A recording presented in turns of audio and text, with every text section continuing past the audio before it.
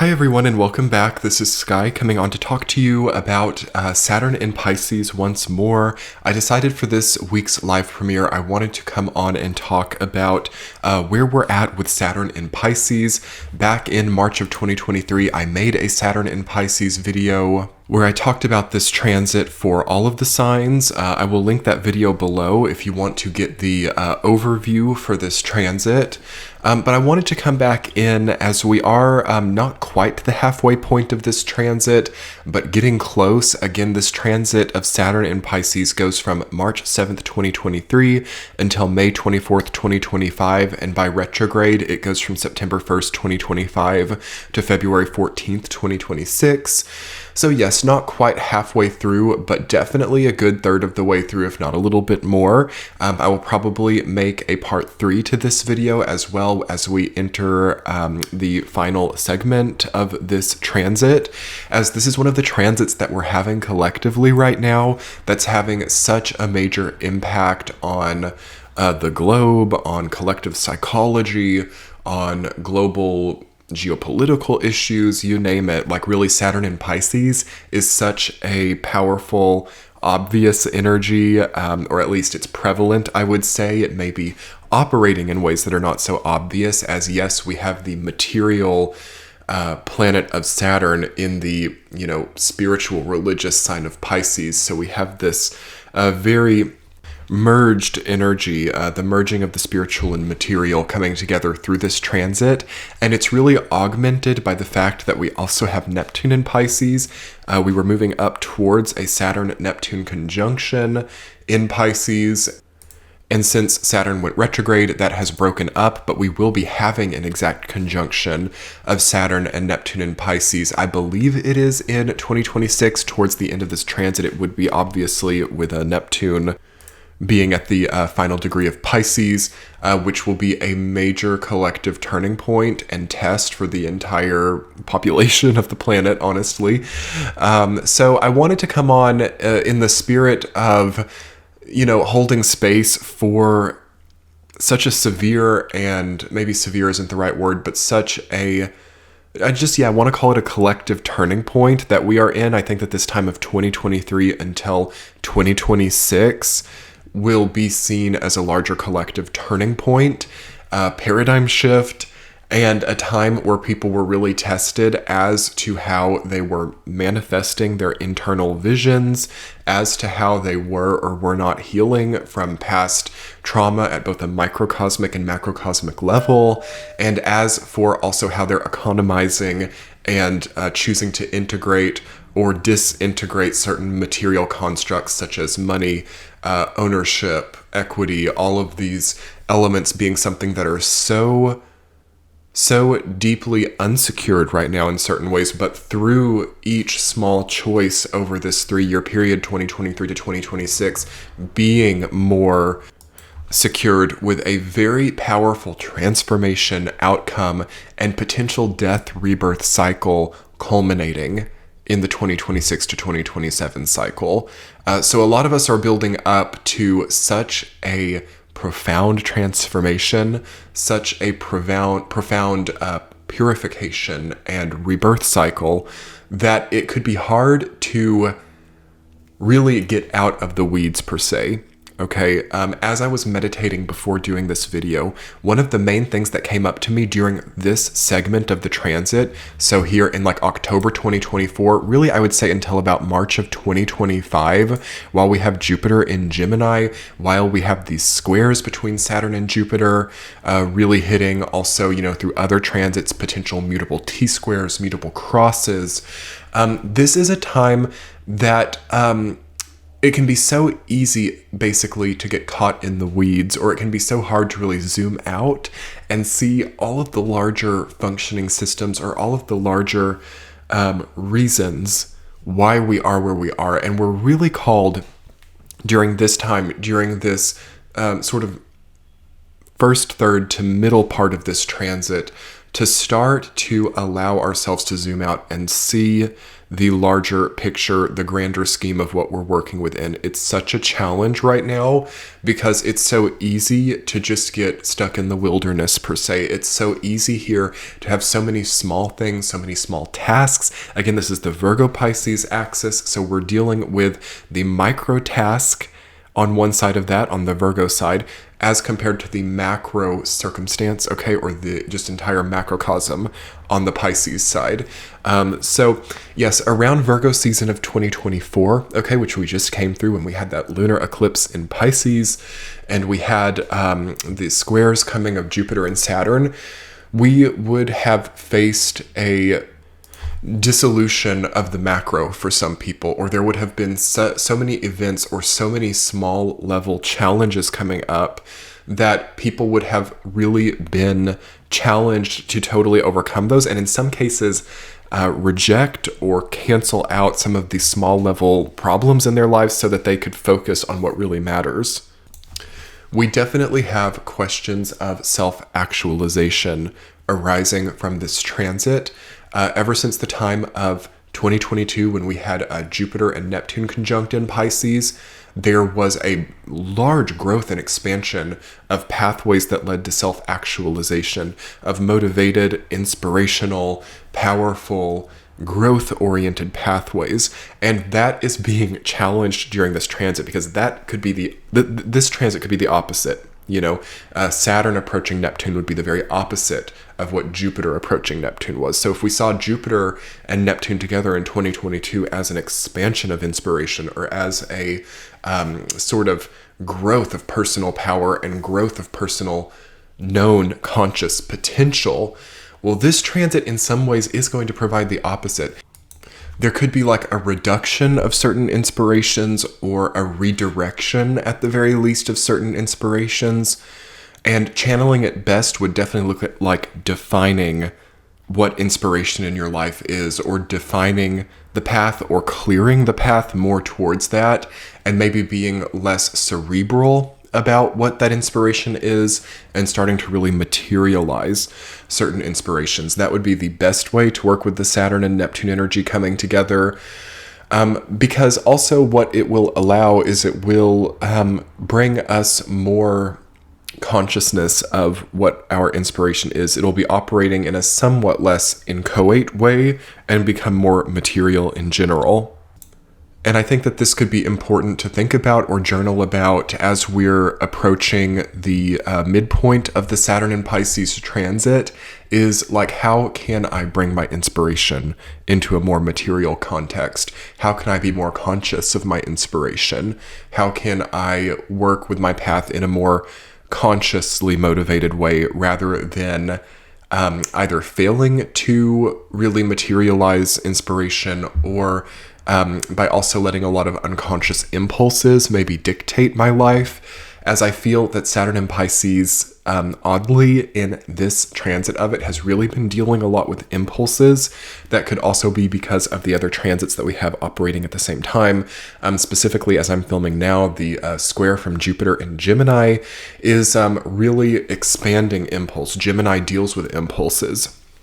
Gemini definitely deals with the collective neurology, or even like individual neurology, so like the communication of nervous impulses through the body, brain chemistry. Okay, all of that is getting a lot of focus and attention during this part of Saturn and Pisces with the square from Jupiter, and it feels to me that that could be at odds with these inspirational questions that Saturn and Pisces is asking.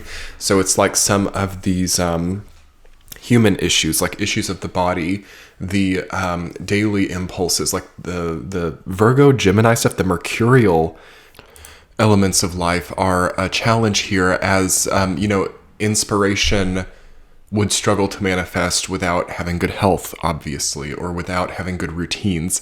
And Saturn in Pisces also has a focus on routines. So there's going to be a focus, I think, on implementing new routines, or finding maybe through over the last 30 years, like what routines worked best for you. Of course, Saturn in Pisces is the conclusion of an entire 30-year cycle of Saturn. So there should be some element of like, okay, over the last 30 years, this job has felt best to me, this routine has felt best to me, this focus or this path or this location has felt best to me.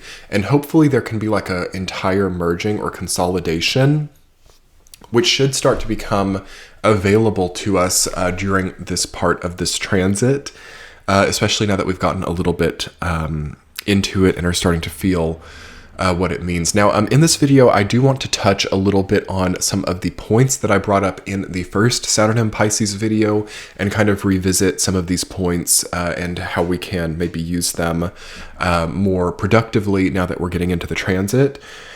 So one of the first things that was coming up in the first Saturn and Pisces video was resources, specifically like water supplies and the sourcing of the water element. So this could be very physical, like obviously where is your water coming from? Where are you getting water? There could be something operating in like the water industry that people don't know about, or this could be like something that's kind of brewing, as it's not something that's very much in the mainstream consciousness or awareness right now.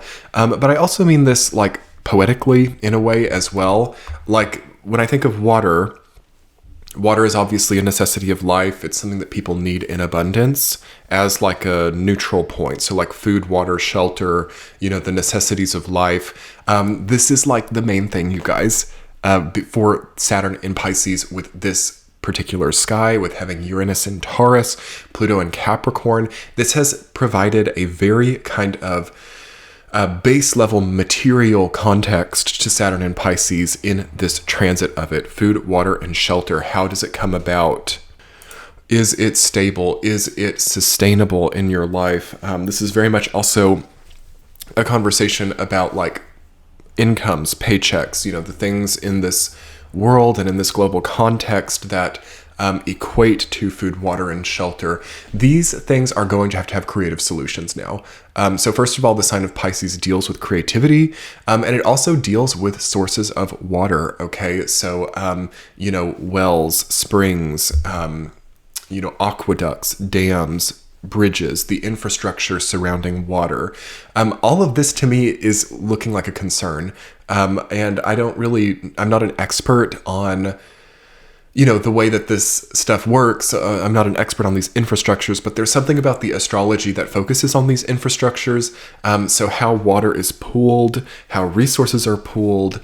And this could also be like, yeah, like housing, okay? How housing is pooled, almost if you could consider like the macro economy as a certain like dam to the housing as like a larger liquid resource or commodity at this time. It seems kind of like that's how it is considered now, you know, in the same way that other necessities of life are kind of like pooled together or confined or constrained within certain structural parameters.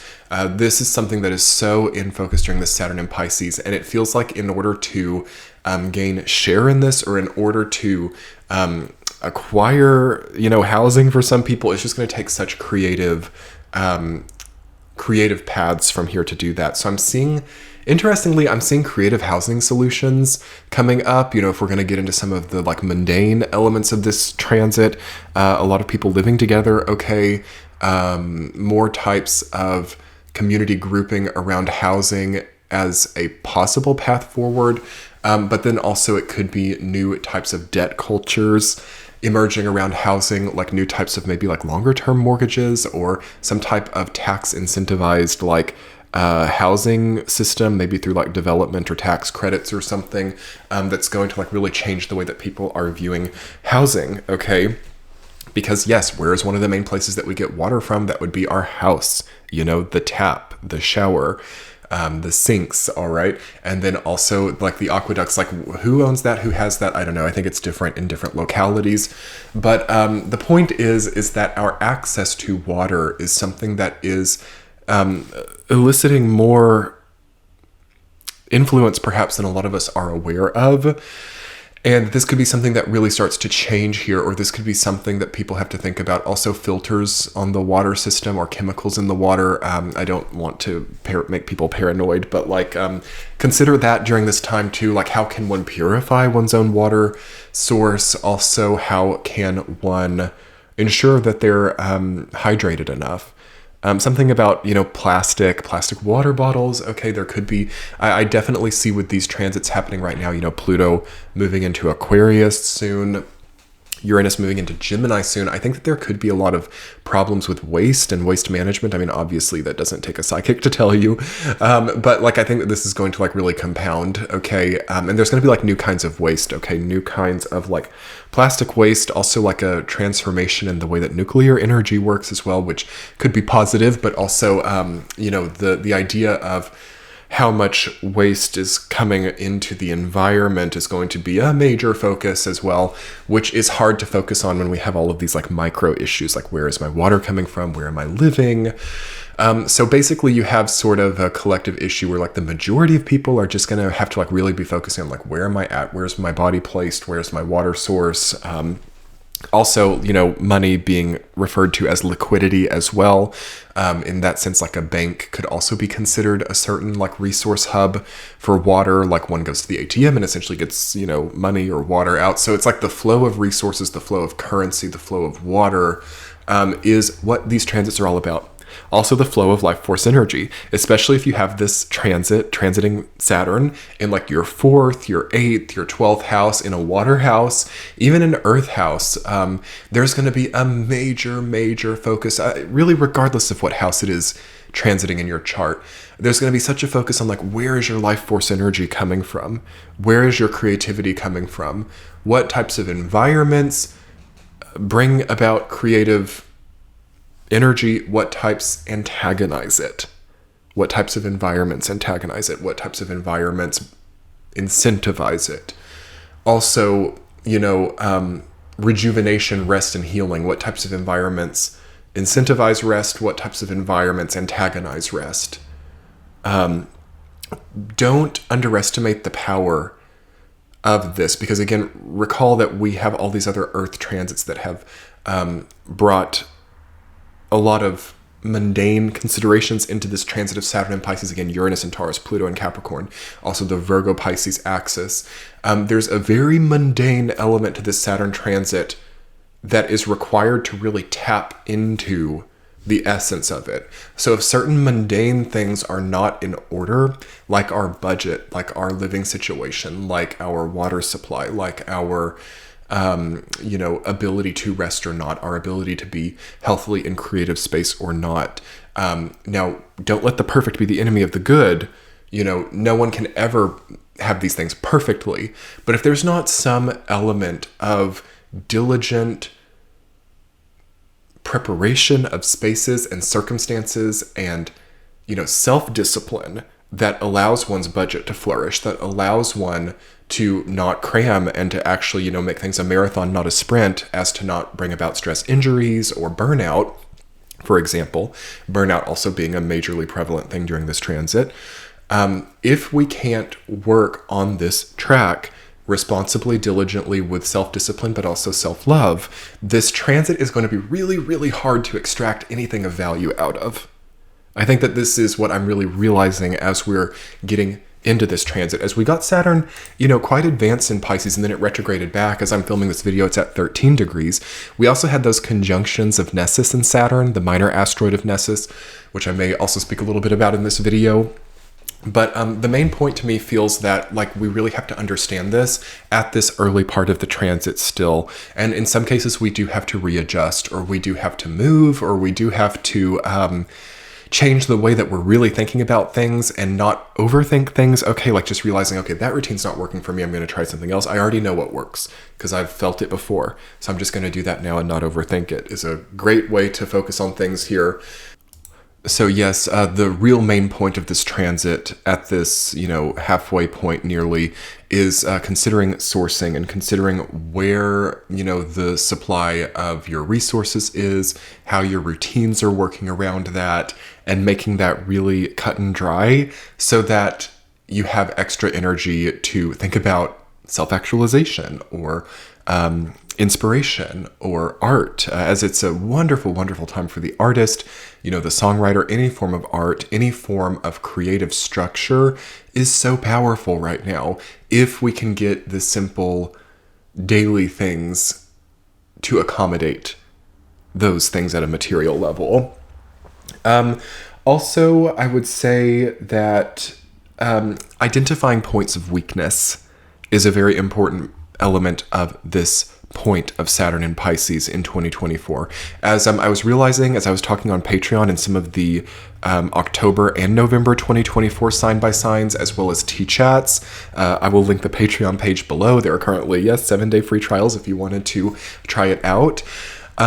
I was realizing that this is actually quite a weak placement for Saturn, especially at this degree being retrograde. It's at 13 degrees retrograde as I'm filming this video.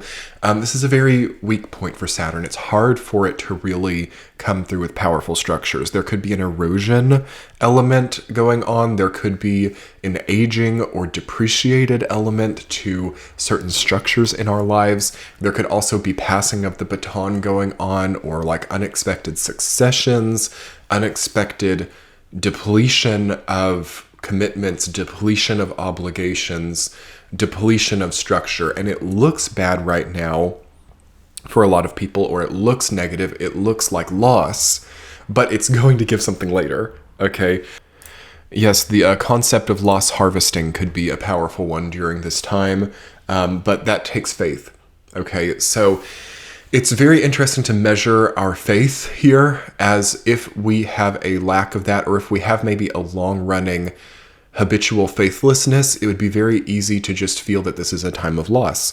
It would be very easy to think that what is leaving here could only be negative. It would be very easy to try to grasp onto things that are leaving, or to see losses or negative outcomes as only a bad thing. And I definitely challenge you, if you are having any losses or any what you consider to be negative outcomes now, to try to work on strengthening your faith, okay? Yeah, churches, religions, spiritual pursuits, spiritual philosophies, anything, okay? Anything that's calling you, anything that is, careful with this too, like there needs to be discretion employed here too. But anything that calls you to grow your faith, okay? Habits of prayer, habits of, in some cases, for some people, a prayer life, a prayer routine, prayer journals, okay, time also alone, getting out of things that inhibit this. So like super passionate elements for some people, like celibacy is really good here, or, having a time of being single rather than aimlessly trying to date around. This has been in effect for quite a while, actually, ever since the 2020 timeline. Some people have been having really good results by just kind of focusing on themselves, and focusing not just on themselves, but not desperately seeking, not desperately trying to consume. So like there's a desperate consumption grid here that's also like really ravaging a large percentage of the online population, especially. So addictions, right? Media addictions, needing to date, needing to be around people, certain consumption grids that are just really in shadow.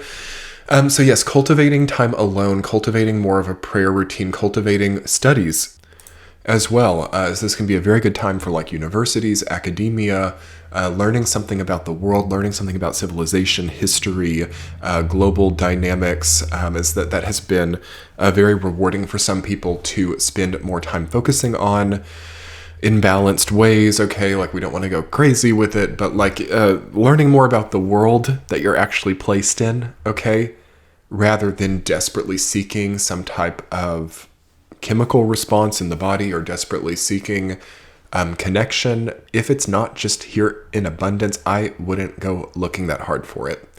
So let me repeat that for you all. Really, regarding anything during this phase with this kind of like, maybe weak isn't the right word, but yes, kind of weakly placed Saturn, if it's not here in abundance, don't go desperately seeking it, because it just simply is not here right now, and there's something to learn in the absence of it that is going to give more later than in the desperate seeking of it, okay? Now, there's also something to learn in the desperate seeking of it, but I don't think we have to put ourselves through it, because I can kind of tell you, anything that is desperately sought after here, any money that's desperately made, any resources that are desperately come about, they either won't stay for very long in our experience, or they won't fulfill what it is that we're trying to heal. Okay? It won't fulfill perhaps the space that we're trying or the void that we're trying to satiate. Because desperation does not lead to fulfillment. However, there's a nuance to this. As some people who are really honing in on this like internal feeling of grit, okay, this is really good. So like finding the nuanced difference between a gritty kind of reclaiming of who one is, or a gritty kind of consolidation of capacity. That's quite good during this transit, but that's different feeling to me than desperately trying to grasp onto something, or like, kind of pushing so hard to have something that just is not here. But it's a nuanced difference, isn't it? Because it's easy to like kind of consider either of those sides of that equation as quite similar in nature. But again, what this is revolving around is identifying points of weakness honestly in oneself. So where we see desperation, there's usually some type of weakness or vulnerability that we don't want to have. And it would do us better to identify that point of weakness or vulnerability and be honest around it and accept that it's there and craft more structured, realistic plans around that point of weakness or vulnerability, rather than moving into impulsive or desperate or in some cases, because what this can end up in is like paper walls, okay, rather than strong walls. When we get desperate, when we move too quick, oftentimes we're patching, we're putting a Band-Aid on the wound, we're constructing a paper wall, or we're leaning into a type of power that may be more of a paper tiger rather than, actually real. So consider that, and also consider if there's anything like that in your life. Like, and this can express itself in so many different ways, but it's like, okay, I'm convincing myself that I have some type of power that is not real, all right? I'm trying to embody some type of, because there could be a power weakness also with Saturn. So when Saturn is ever weakly placed, it can also start to get quite tyrannical and overbearing, because it knows it's weak. So it tries to like exert the type of influence or power that it has. And in some cases it can, when it's like operating strategically, it can try to make itself appear more powerful than it is, to like try to psych people out. So watch out for doing that as well. It's better to be reserved here if there's a feeling of weakness. It sort of depends on the overarching context surrounding this, because some people do also have to survive during this time. But yes, try to know if you're in a summer or a winter in your own life, okay? Or like try to know, like, okay, the resources are not abundant, therefore I probably shouldn't be burning them up. Or, the resources are abundant, therefore I have wiggle room, or I have some extra, capacity over this situation. But know when you do and when you don't. Be honest with yourself. Okay, this is such an important time for honesty, because there's a lot of dishonesty around. Yeah, that Saturn-Nessus conjunction was pretty problematic for that. This entire phase of Neptune and Pisces, right, which I think was going from like, what was it? Was it like 2011 when Neptune went into Pisces, 2012, something like that.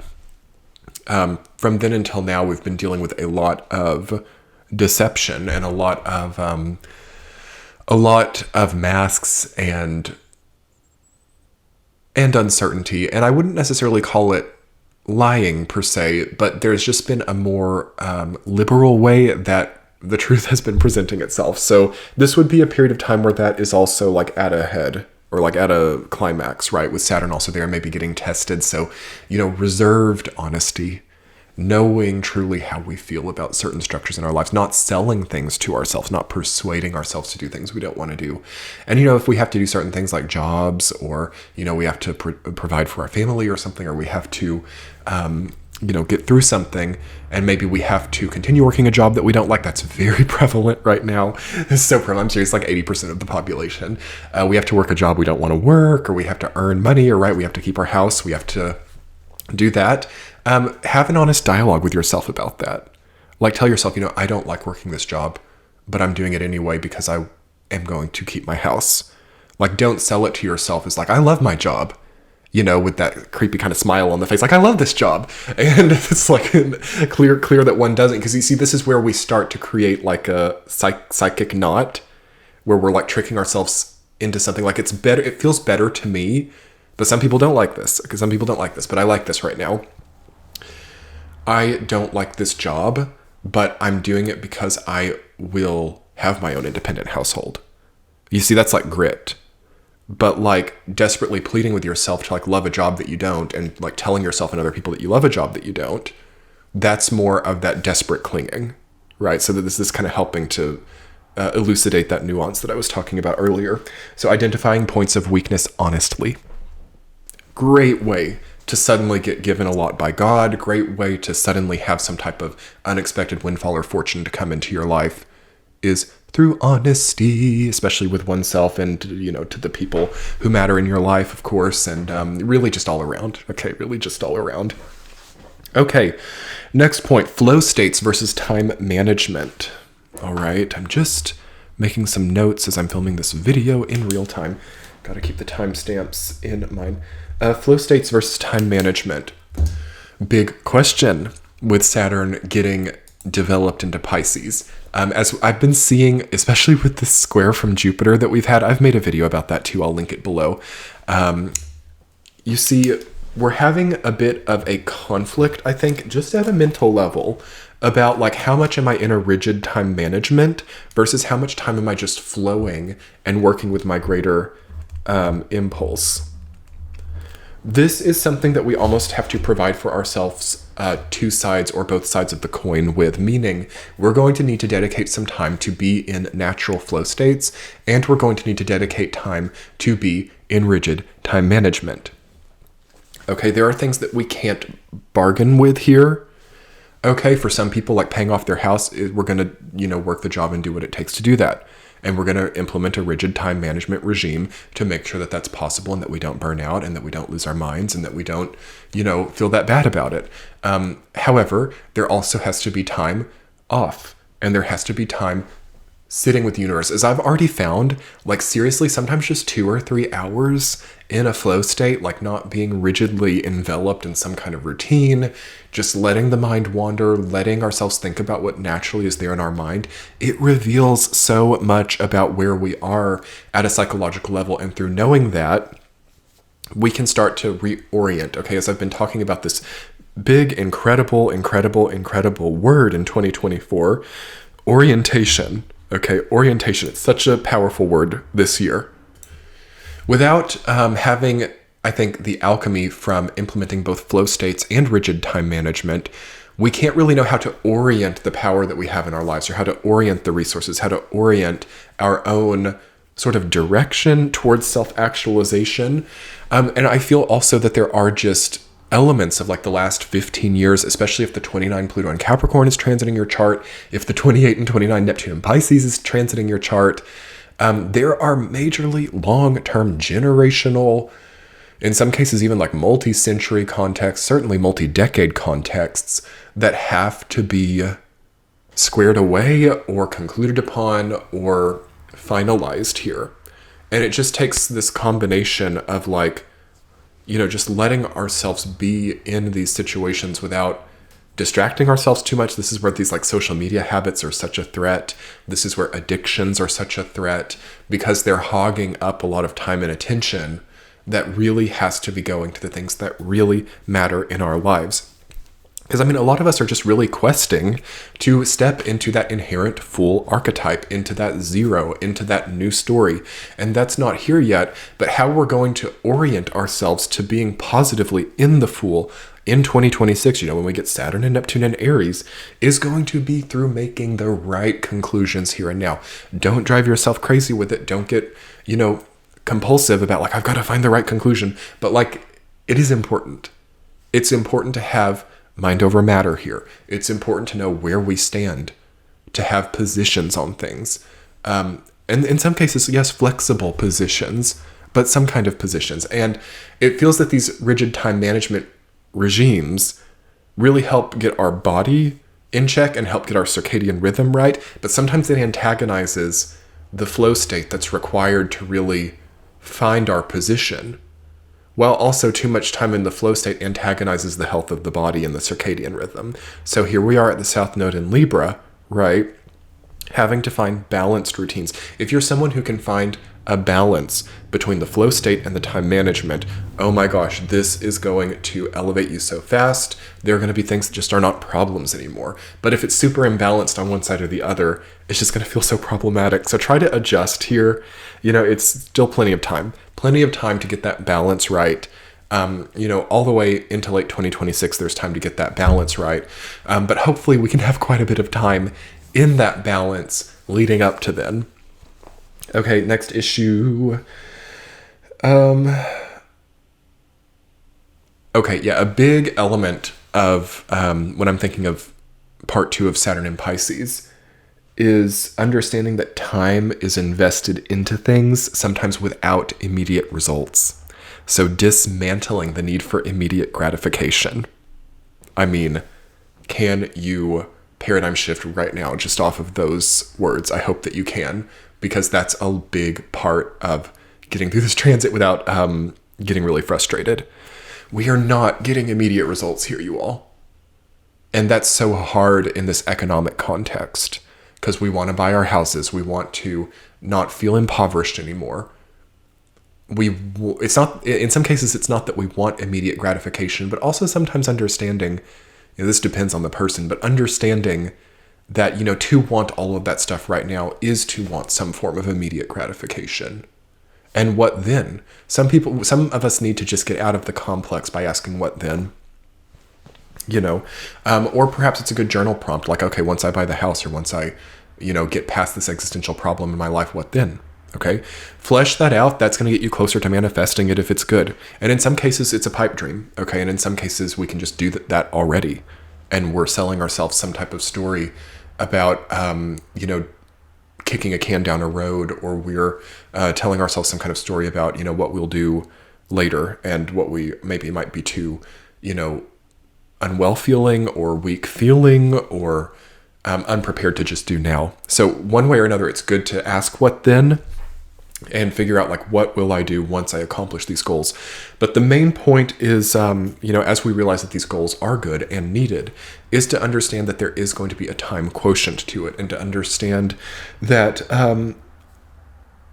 time is the most valuable resource, and what we put our time and attention into is our vote, okay, is what we're asking for more of in the future.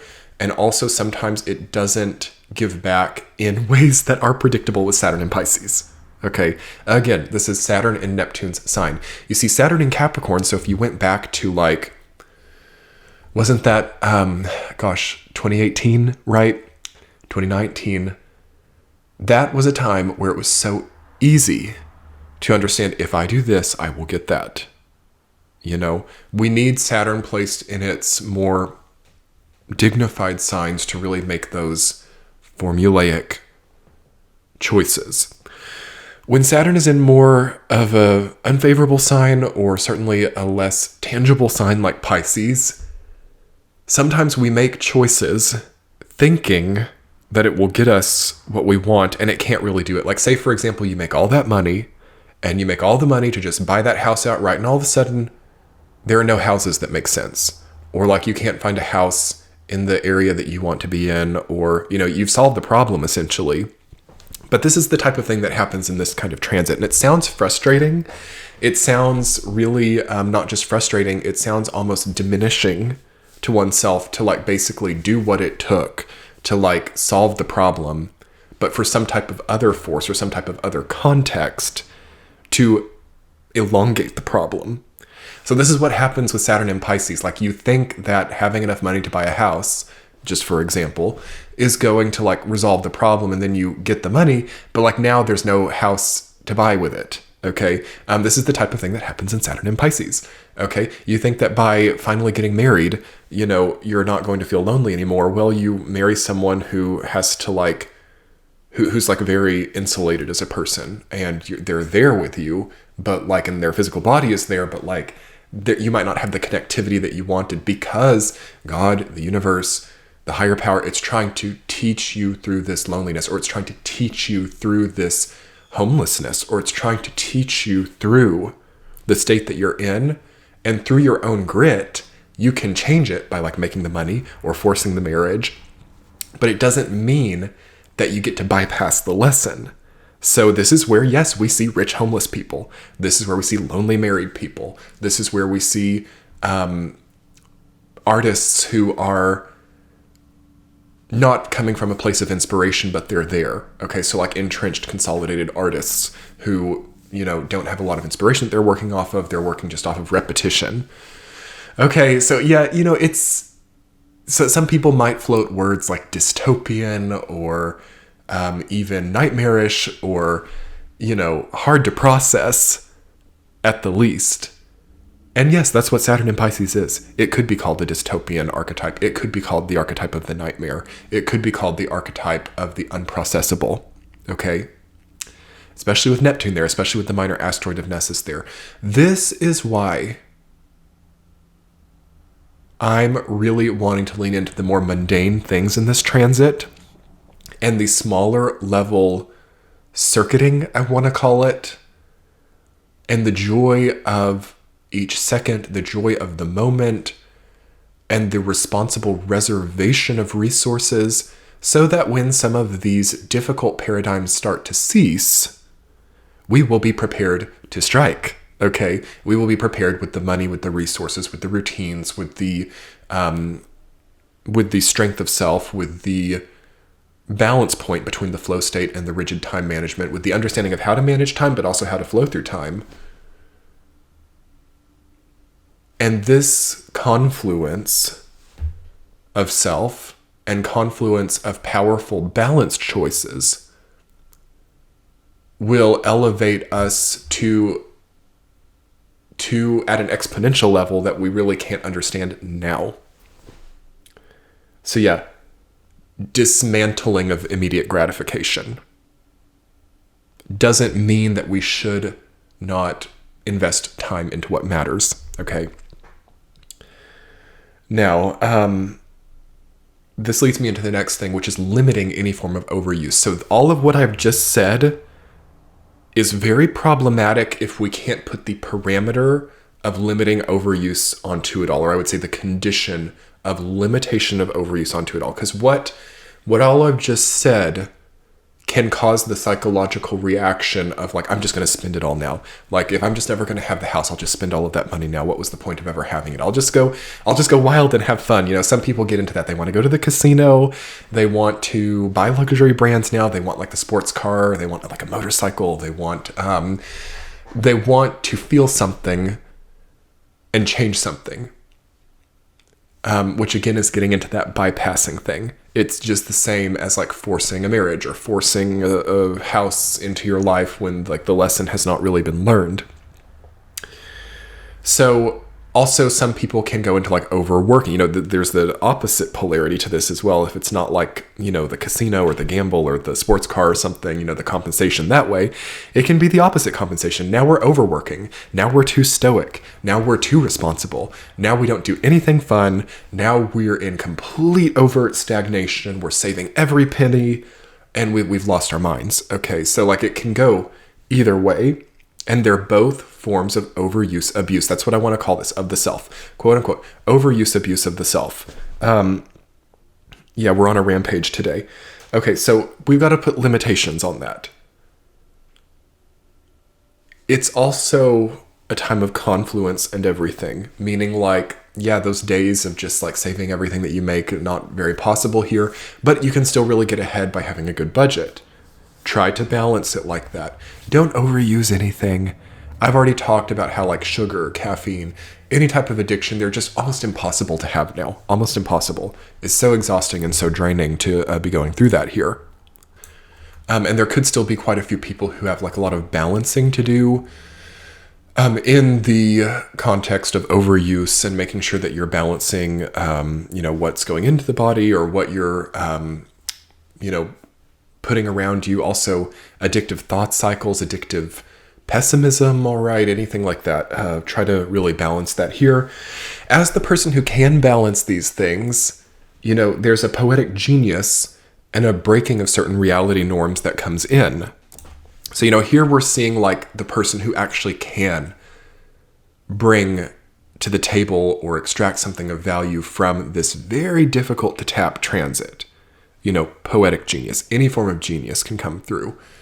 Being not just a master of your craft, but being like a sage of your craft. Okay, it can go to that level, but it's not easy. And it takes a lot of grit. It takes a lot of softness as well. And, these antithetical kind of terms coming together in an alchemy of sorts. And while one would almost naturally be in the weeds or in the wilderness with this transit, there is a very important focus on understanding the higher level momentums. Again, being able to zoom out, as like the default state really is a very busy, conscious mind that could cause like a blurring of many different things, or it could cause a lot of things to kind of like run together in like a soupy way, as again, our boundaries are not too good with Saturn and Pisces. Certain things are mixing together now that used to not mix together. It's a very powerful energy for putting people together who've never been together, for putting funding together that's never been together, for creating certain combinative elements of a system that used to be divided or separated.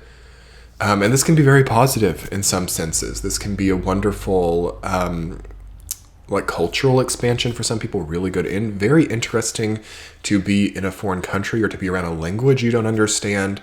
You can like learn languages very easily here. Also interesting to be working in like markets or areas that are foreign, okay, as things are augmented or expanded in this sense, because there are new things coming, like new money coming into foreign markets, new foreign currencies coming together. Definitely makes me think of like BRICS or something. I don't have any position on that, but like the point is like new countries or new people pooling assets that never have before is a major part of this transit and has an impact on every single person on the planet in a direct or indirect way. Also, militaries that have never worked together coming together, yes. Banners that have never flown in the same space flowing together now. Also, gross, like chemicals coming together that have never come together, dumping, all right, like different waste that has never been together coming together. Less restrictions on this kind of thing so that this sort of like mixing happens. This can be very evil or it can be good. It's a chaotic neutral thing. It can also be very positive, as some people will have certain nutrients coming together in their bodies that they've never experienced before, in a both positive and negative ways. So like finally getting like a nutrient that you'd been deprived of for a long time. A lot of people might be malnourished during this transit or solving certain nutritional deficiencies. Really, really positive. But you see how this can all bring about a feeling of being in the weeds. This is so much data. This is so much stuff to process at once. This is like almost impossible for like people to wrap their heads around. So it's like a powerful time for people who want to introduce new things into the environment, or people who want to like launch that new business, but not likely necessarily to profit, but maybe to, at a quantum level, shift things in a powerful way for some people, but also a chaotic way for others. It's hard to talk about it. But I think you guys understand what I'm getting at there, and how and the sort of kismet of that, which is this feeling of things which have never coexisted in one space, all of a sudden like coexisting. Okay. Spiritual connection to the monetary system. That was something that I brought up in the first Saturn in Pisces video. Careful with that. Careful about being too spiritually tied to money, or being too, again, invested in paper things that are not real, as that could be a paper tiger, or that could be something that brings about a certain illusory feeling of security or well-being for some people, but not for other people. And finally, also keep in mind that this period of time is bringing about failures for a lot of people. The archetype of failure, the archetypes of endings. Again, that erosion context, that aging context, that finality construct. All of that is very much the archetype and the impetus of this transit. So yes, if you have like a psyche or a psychological complex that really needs positive reinforcement all the time, or growth all the time, or expansion all the time, prepare to not be happy. Okay, but if you can grow through the idea of reduction in some ways, or grow through the idea that, yes, the earth has cycles, and, there are seasons, we're in fall right now as I'm filming this, it couldn't stay hot all that time. There had to be a reduction of temperature.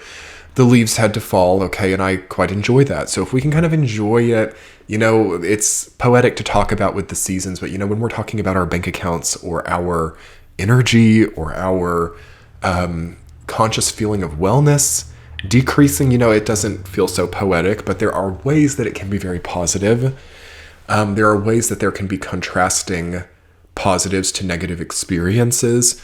And in some cases, there are new frontiers that are beckoning us by reducing the feeling of wellness in the familiar. So on that note, everyone, I leave you with that. I wish you well. So much love and blessings to you all. Thank you so much for being here in these live premieres. I do want to invite you over to my Patreon page where I post weekly tea chats. Sometimes I take viewer requests over there. They're wonderful weekly forecasts at this point in time of filming for this video. You can get the weekly forecasts for just $5 a month. And then also I offer the sign-by-sign readings for every single sign for the month ahead. A lot of in-depth knowledge. They're all ad-free, wonderful streaming for only $12 a month. And yes, you can actually get free trials. So you can actually see all of this and test all of this totally for free. I hope that you guys will come over and check it out. It's such an important time for content creators to not just rely on these social media platforms. These videos cost a lot to make and to facilitate. So it's facilitating these videos, not just, putting a lot of money into our pockets, but it's nice also for content creators to be able to afford to survive in this world. So I am thankful so much to the people on Patreon who make this channel possible. And yes, there is a plethora of abundance of content over on Patreon. Come and check it out. I will link it as the pinned comment. It's also in the description box below. Free trials, and then very, very reasonable for every single month. So that is my spiel for Patreon. For those of you who would like to support this channel in a free way, hit the thumbs up button below, subscribe to this YouTube channel, and comment below, and share it even on social media platforms. All of those are wonderful free ways to support, as I know that some of us must really be saving during this time too. So thank you so much for being here. I hope you enjoyed this part 2 segment to Saturn and Pisces. Linked below is also the part 1 video, which is a 2.5-hour video with installments free for all 12 signs, right in that YouTube video. As well as also, I think the Jupiter-Saturn squares video will be linked below too. Thank you so much, everyone, for being here. Have a wonderful transit of Saturn in Pisces. Much love. Bye.